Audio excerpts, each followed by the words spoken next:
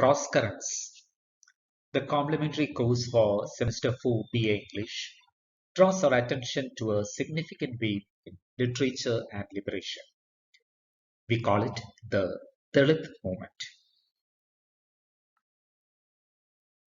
The Dalits are members of various people groups in India who are considered outcasts of the Brahminical Hinduism.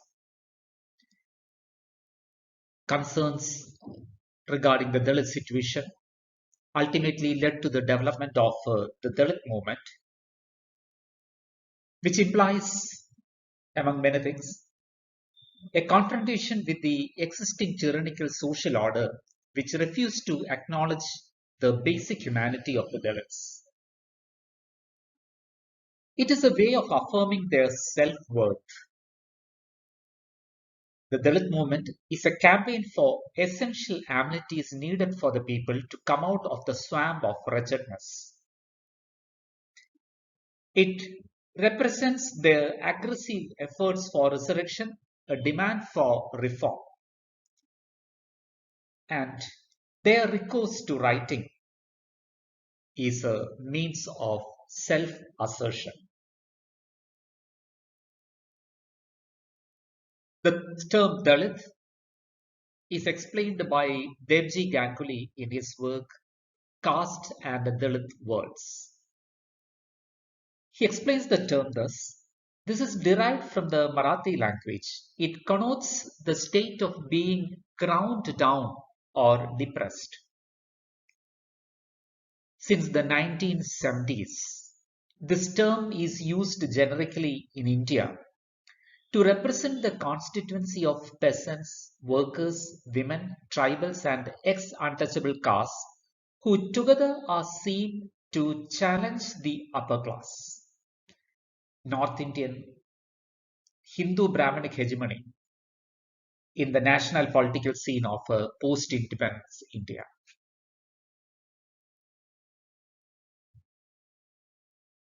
Our concern is literature and liberation. So what is Dalit literature? What is the Dalit voice? There was a time when Dalit voice meant their hollering, their shouting out to let the higher castes know their presence so that they could move away to avoid getting polluted. Now, Dalit writing provides a wholly different function to this voice. It has become a conscious articulation of a bold and confident presence and proclaims a militant advance to the center from the side tracks. Now let's consider a few names recognized as pioneers of Dalit liberation. The first is Jyotiba Phule, also spelt and pronounced with a P, Phule. Jyotiba Phule, he was born in 1827 in a Mali caste family in Pune. The Mali people are traditionally gardeners, vegetable vendors, and florists. They are considered to be of the Shudra order in the Varna system. Jyotiba Phule was fortunate enough to have an education, though it was interrupted at one stage. In Jyotiba Phule, we see an educationist. He was committed to provide education to the lower castes. His school for girls of the untouchable communities could not get teachers, and so Phule encouraged his wife Savitribai Phule to take up the role. Success of this school encouraged him to start more schools. Jyotiba Phule is a reformist. His efforts include campaign for the remarriage of widows, the founding of a home for the prevention of infanticide. He established the organization of the lower caste, Satyashodak Samaj, for the confrontation with the Hindu social order based on Varna and caste hierarchy. As a publisher, he was instrumental in bringing out Deenbandhu, which was published by the Satya Shobit Samaj in 1877.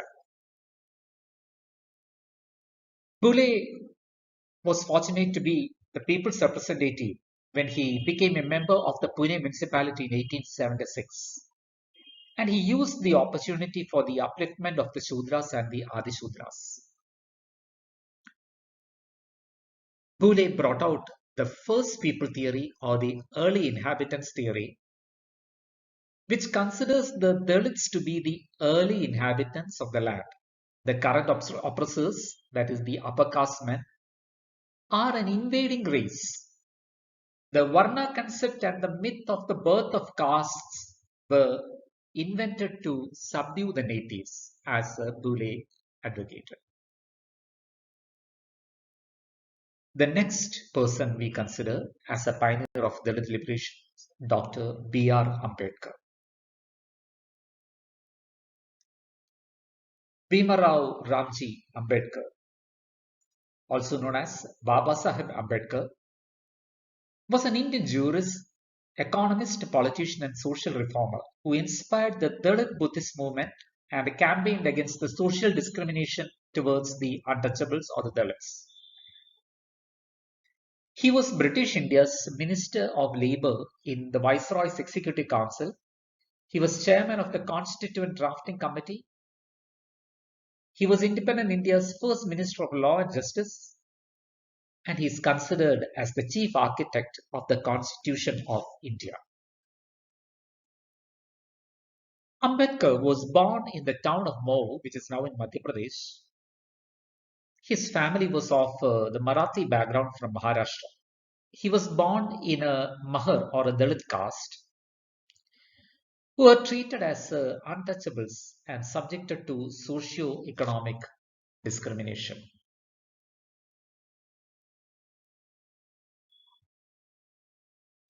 Ambedkar emerged as a leader and spokesman for the Dalits through his public addresses and also the periodical Janata.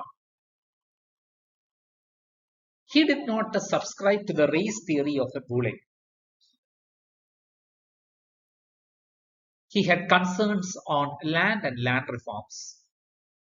In States and Minorities, which is a draft of sections of the Constitution, Ambedkar, on one side, he urges the nationalization of land, and while at the same time he suggests separate settlements for Dalits.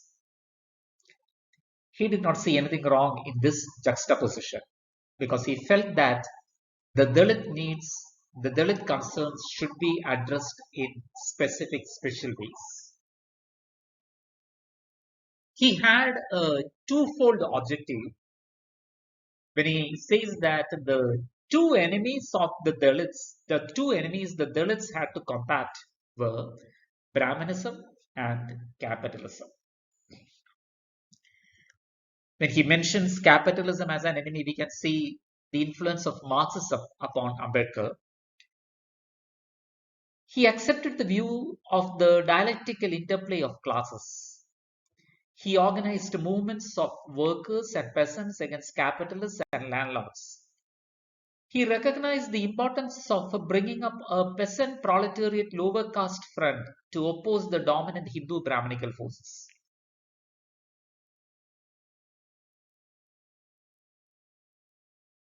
Ambedkar brought in a revolutionary situation among the Dalits, the Buddhist way. He was not happy about the alliance of caste and class. A dichotomy existed between the two, and which he was unable to overcome. So, towards the close of his career, he led his people, the Mahas, a mass conversion to Buddhism.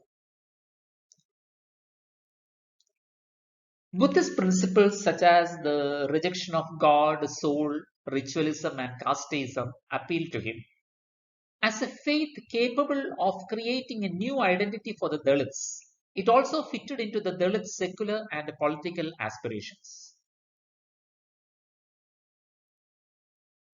Dr. Ambedkar is seen as a critic of Indian history. He points to three stages in the evolution of ancient Indian history. The first, the Vedic age, which is a barbaric phase. Secondly, we have the age of Buddhism spanning the Mauryan and Magadha empires. And the third, the Hindu counter-revolution period associated with Manu, who legitimized the caste system.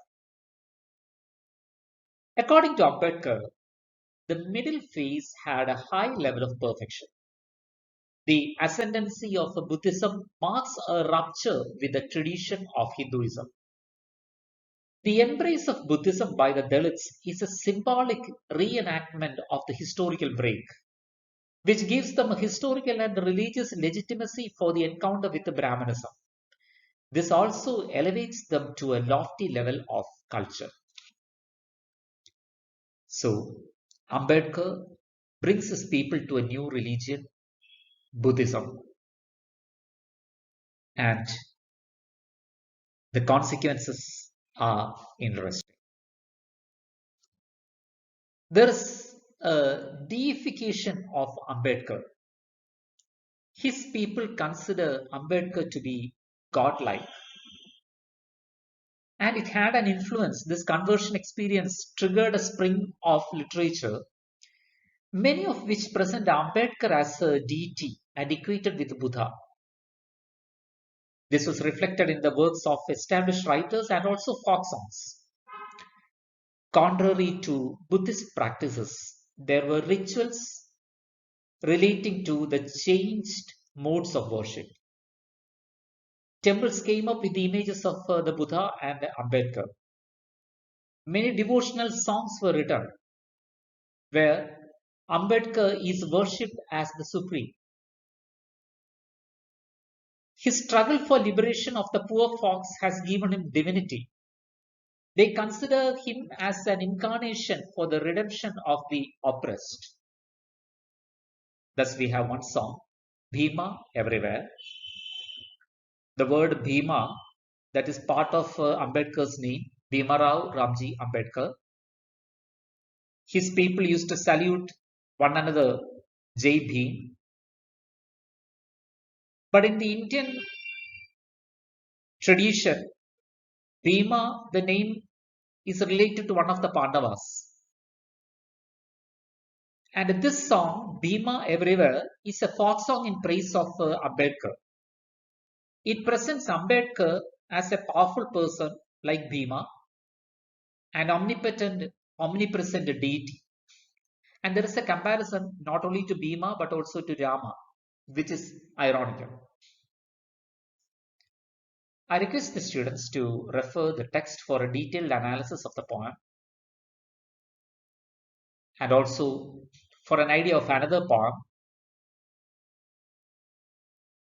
Bhima Everywhere.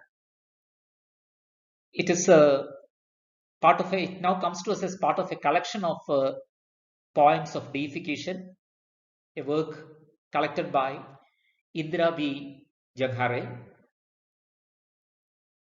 She presents this Bhima Everywhere as a Logit genre poem, which means a pure folk song. It is contrasted with the Ovi type of songs, which are songs people sing when they are working, just like the Koithu Paattu in Kerala, or the Palna type of songs, the Palna genre, which is a lullaby, songs sung by mothers when they want the babies to be put to bed.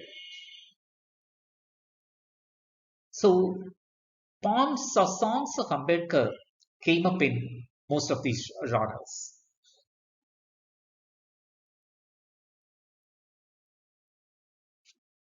Ambedkar realized the need of a political platform for the self-assertion of the Dalits. This has formed the Republican Party of India. However, this did not achieve the desired results owing to the domination of specific jadis among the Dalits. The party built up a substantial base in Uttar Pradesh under the leadership of Dada Sahib Gaikwad. It led great movements aiming at gaining access to forest lands and common lands for cultivation by Dalits.